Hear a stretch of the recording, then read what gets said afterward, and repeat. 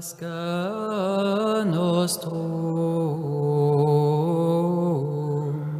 immolatus est Christus. Alléluia. Mes bien chers frères, dans sa lettre aux Romains, saint Paul, rappelant l'heureux événement de notre salut restitué, s'écrit « De même que par Adam, la mort est entrée dans le monde, c'est ainsi que par le Christ, le salut a été rendu au monde. » Et encore, « Pétri de terre, le premier homme vient de la terre, le deuxième homme, lui, vient du ciel. » Et il ajoute « De même que nous portons l'image de celui qui est pétri de terre, c'est-à-dire de l'homme ancien, pécheur, de même nous porterons l'image de celui qui vient du ciel, c'est-à-dire que nous posséderons dans le Christ le salut de l'homme adopté, racheté, restauré et purifié. Car le même apôtre a dit, « En premier est ressuscité le Christ, c'est-à-dire l'auteur de la résurrection et de la vie. Ensuite, ceux qui seront au Christ, c'est-à-dire ceux qui vivent selon son modèle de pureté. Ils auront en toute sécurité l'espérance de la résurrection, car ils posséderont avec lui la gloire promise par Dieu.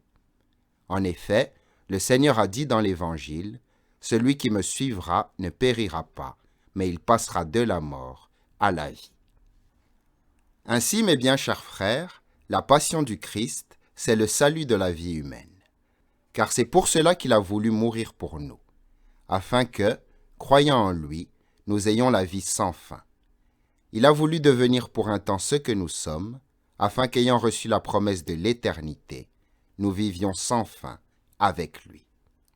Telle est la grâce des mystères célestes, tel est le don de la Pâque, telle est cette fête annuelle si désirable, telle est l'aurore du monde nouveau.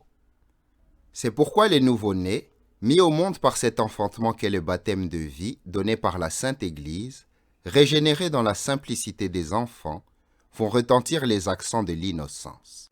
C'est pourquoi des pères chastes et des mères pleines de pudeur engendrent par la foi une innombrable descendance nouvelle. C'est pourquoi, sous l'arbre de la foi, du sein d'une source pure, brille l'éclat des cierges. C'est pourquoi ces enfants sont sanctifiés par le don d'une grâce céleste et sont nourris par le mystère d'un sacrement célébré dans l'esprit. C'est pourquoi une troupe de frères, élevés sur les genoux de la Sainte Église pour former un seul peuple, adorant la nature de la divinité unique et le nom de sa puissance en 3 personnes, s'unit aux prophètes pour chanter le psaume de la solennité annuelle. Voici le jour que fit le Seigneur, jour de fête et jour de joie. Quel est donc ce jour?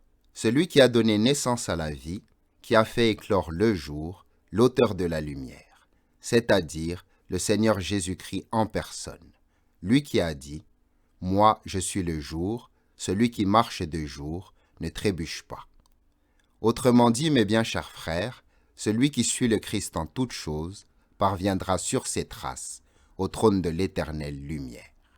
Amen.